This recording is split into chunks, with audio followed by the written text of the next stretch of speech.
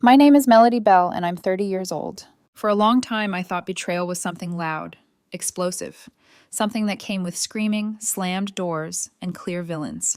I was wrong. Sometimes betrayal smiles at you. Sometimes it thanks you. Sometimes it happens on a stage you paid for, while the crowd cheers. But none of that makes sense without the beginning. So let me take you back to where it all started. Jake's wedding. It was one of those perfect summer weddings. Warm air, fairy lights strung across the backyard, music playing just loud enough to feel romantic, but not loud enough to drown out gossip.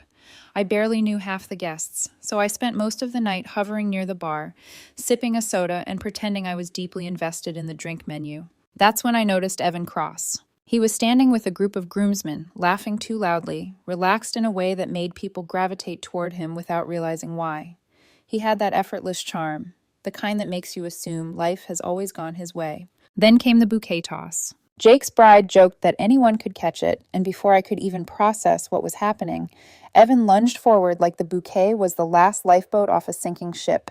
He caught it clean, held it up triumphantly, and the entire crowd lost their minds. And then, like the universe needed to be dramatic, he turned around. Our eyes locked. 3 seconds, maybe 4. Long enough to feel intentional. Later, while I was at the bar, he walked up beside me, bouquet still in hand.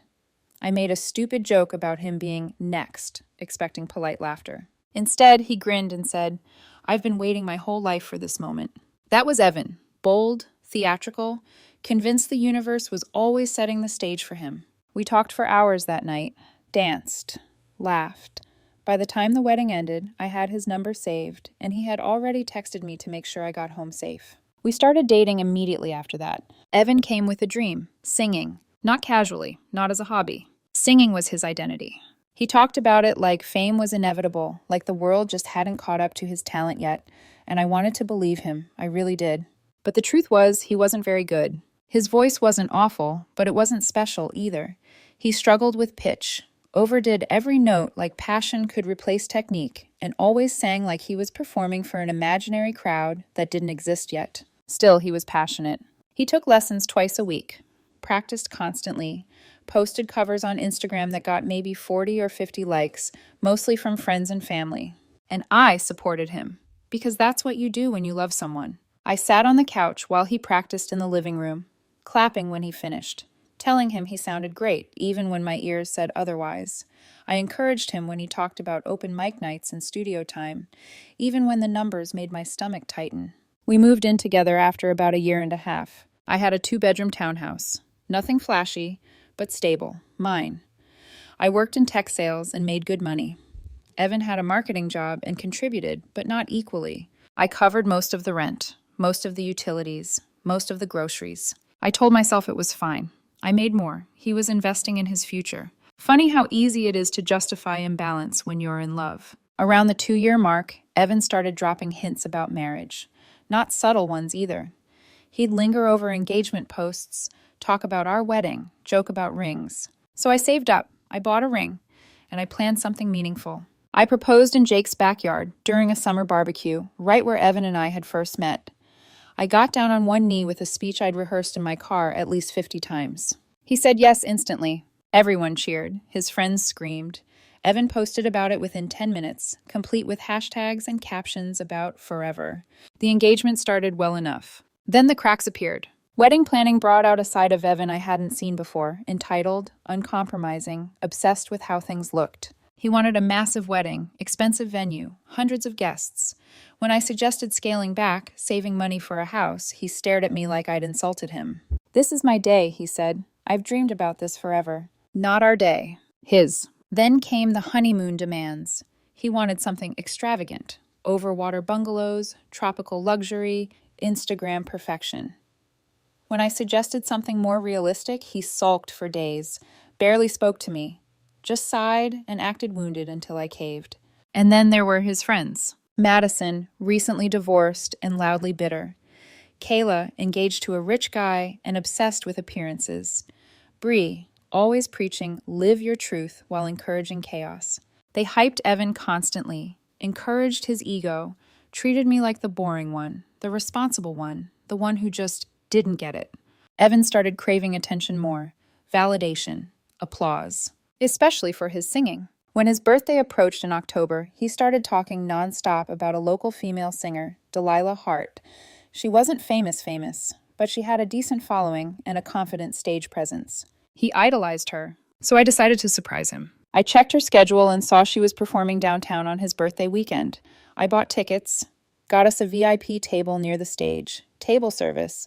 I even invited Madison, Kayla, and Bree, knowing he'd want them there. I spent a few $100s and felt proud of myself. The week leading up, Evan kept asking what we were doing. I told him it was a surprise. He posted online about how lucky he was, soaking up the attention from his friends' comments. The night of the show, he was buzzing, singing in the car, bouncing his knee, practically vibrating with excitement. I remember looking at him at a stoplight, thinking maybe this night would be good for us. Maybe it would remind him who had always been in his corner. We arrived at the venue around 8 p.m. It was packed, loud. Our table was close to the stage, perfect view. The girls immediately started taking selfies and ordering drinks. Evan hugged me, kissed my cheek, and said, "You're the best, Melody. Seriously." And for a moment, I believed him. Then Delilah took the stage. The crowd went wild. She had presence, commanded the room effortlessly. Evan couldn't take his eyes off her. At first, I told myself it was harmless admiration. Then she started interacting with the audience, pointing, smiling, inviting people on stage. Madison leaned forward, already recording. Kayla squealed.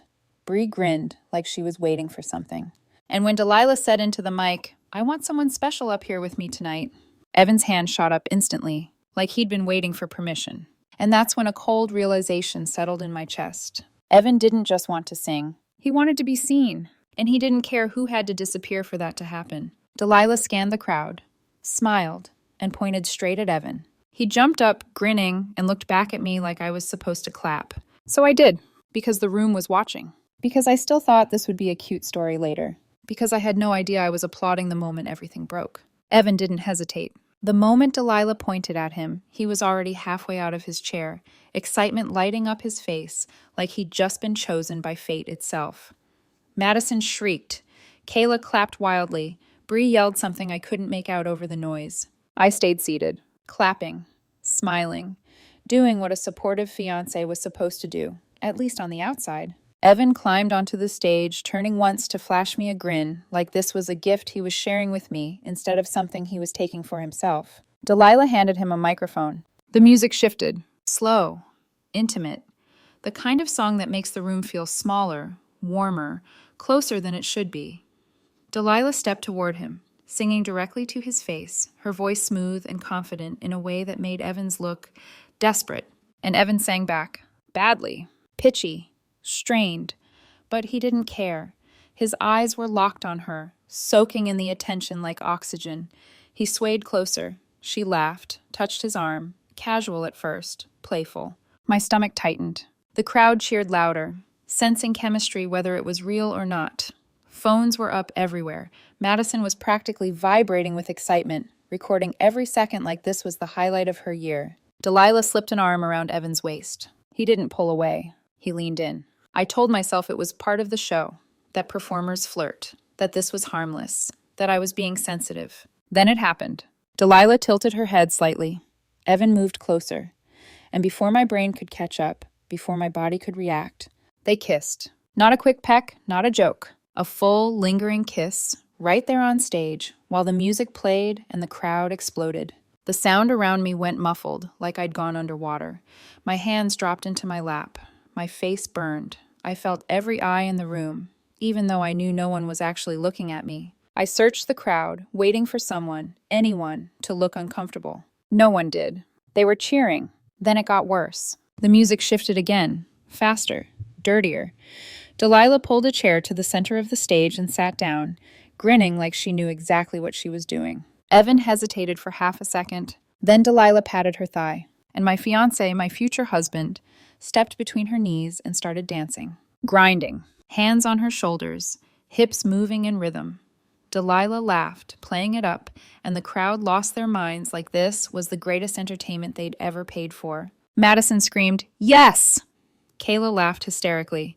Bree posted it to her Instagram story with the caption, "Living his best life." I couldn't breathe. I sat there frozen, Watching the man I was supposed to marry in 6 months give a lap dance to another woman on a stage I paid for, on his birthday night, while his friends cheered him on. Evan looked happier than I had ever seen him. The song ended. The crowd gave them a standing ovation. Delilah hugged Evan, leaned in, whispered something that made him laugh, then sent him back toward our table like nothing had happened. He came down flushed, glowing, adrenaline still buzzing through him. He wrapped his arms around me, smiling wide. "Wasn't that amazing?" he said. I didn't answer. I stood up slowly, pulled my wallet from my bag, and placed enough cash on the table to cover everything. Evan frowned. "Where are you going?" "I'm leaving." He laughed. Actually laughed. "Melody, don't be dramatic." Madison chimed in immediately. "Seriously, lighten up. It was just fun." I didn't respond. I walked out. I could hear Evan calling my name behind me, his voice confused, irritated, but I didn't turn around. I got to my car and just sat there, staring at the steering wheel, my heart pounding like it was trying to escape my chest. My phone buzzed. Text from Evan already coming in. "Where did you go? You're seriously ruining my birthday. This is ridiculous." I didn't reply. I drove home. Evan came back around 2 a.m., drunk and loud, stumbling in with his friends. Their voices carried through the house like poison. Madison was ranting about how I was weak. Kayla laughed, saying she'd dump any woman who couldn't handle her man having fun. Evan laughed with them.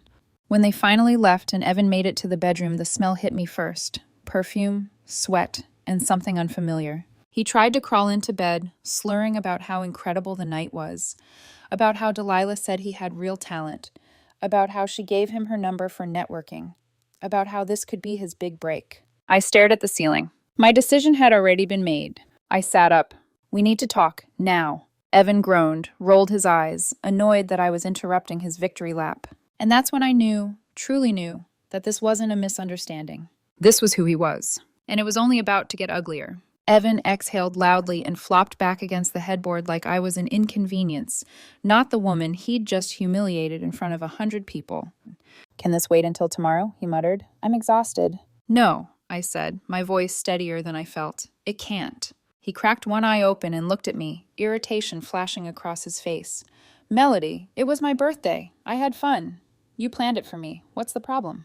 That sentence, that casual dismissal, hit harder than the kiss had. I stared at him, searching his face for embarrassment, regret, anything. I found nothing. "You kissed another woman on stage," I said slowly, in front of me. He waved his hand like he was brushing away smoke. "It was part of the show. Delilah does that all the time. You're reading way too much into it." "And the lap dance?" I asked. He shrugged. "Performance, entertainment. You know how live music is." I laughed then, not because it was funny, but because the absurdity of it all cracked something inside me. "So if I got on stage," I said, "kissed some random guy, then ground on him while you watched, would that be just performance too?" He paused, thought about it for maybe 2 seconds. "That's different," he said. "Why?" "Because it was my birthday," he snapped. "And she's a performer. She's basically a celebrity." That's when I realized the double standard wasn't an accident. It was a belief system. I shook my head. "Evan, she's a local singer with a few thousand followers. She's not—" "Oh, here we go," he cut in, sitting up now. "You're jealous. That's what this is. You can't handle that people were paying attention to me instead of you." The word jealous slid into the room like a blade.